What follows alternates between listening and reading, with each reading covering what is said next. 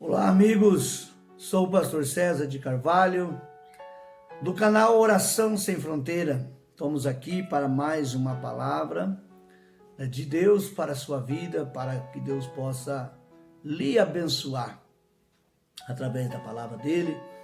E se você ainda não se inscreveu no nosso canal, para que você se inscreva no canal Oração Sem Fronteira. Não esqueça de dar o seu like, não esqueça de você acionar o sininho do lado, para você receber as notificações deste canal. E você gostando desse vídeo, você compartilha ele. Fazendo isso, você nos ajudará e bastante, tá bom? Nós hoje estamos falando ainda sobre obras da carne e frutos do Espírito. São uma série de mensagens e nós estamos aí, recorrendo bem com calma, tranquilamente, para que você não venha perder nada, E nosso assunto de hoje é heresias, é isso mesmo, vamos falar sobre heresias. O que é heresia? Qual o perigo da heresia? Crente pode se tornar herege? É claro que sim.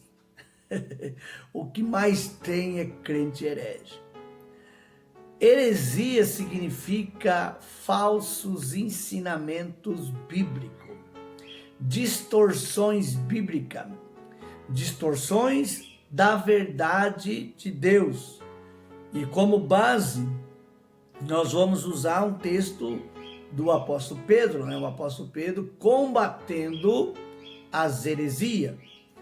E isso é muito interessante, porque não só Pedro, mas também o apóstolo Paulo, combateu a heresia. O apóstolo Paulo, em quase todas as suas cartas paulíneas, Paulo, ele traz uma exortação, principalmente Coríntios, Timóteo, entre outras cartas, Romanos, mas principalmente Coríntios e Timóteo, Paulo tem esta preocupação, de ajudar os irmãos a ter uma fé santa, uma fé saudável.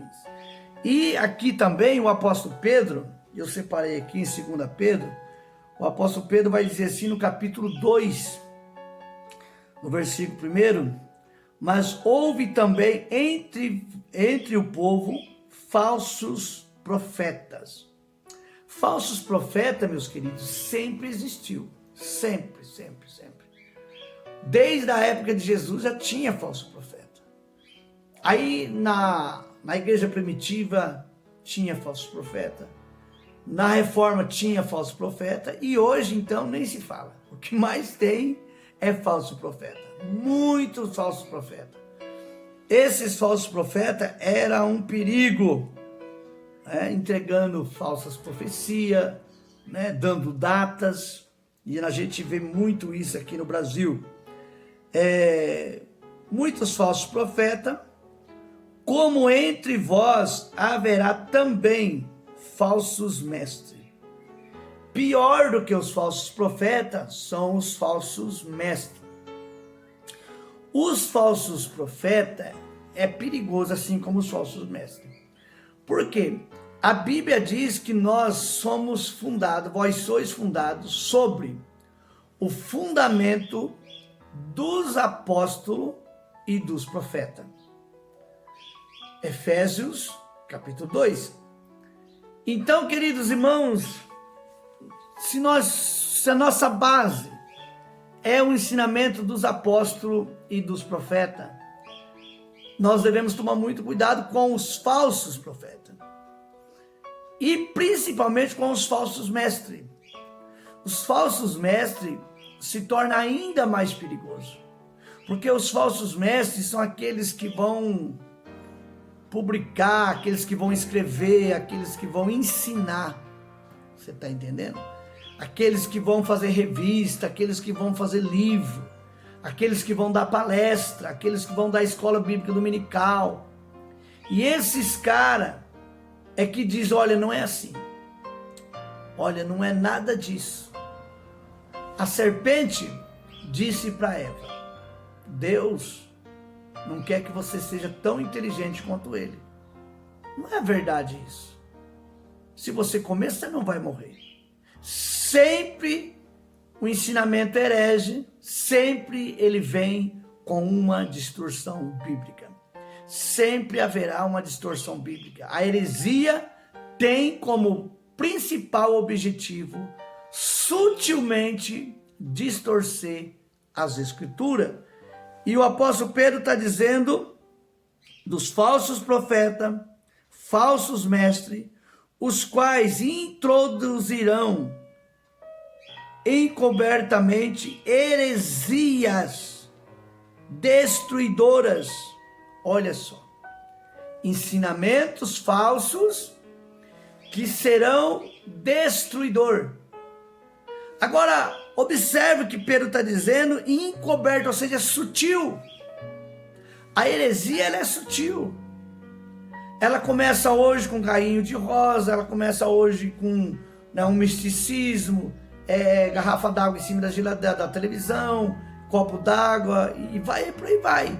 Aí vai entrando os misticismos, vai entrando os rituais. Há muitos rituais no nosso meio. Há muitos símbolos no nosso meio. Há muito miticismo no nosso meio. E a gente tem que tomar cuidado com isso. Tem que tomar muito cuidado com isso. A gente não vê isso na Igreja de Cristo. A gente não vê isso no verdadeiro Evangelho.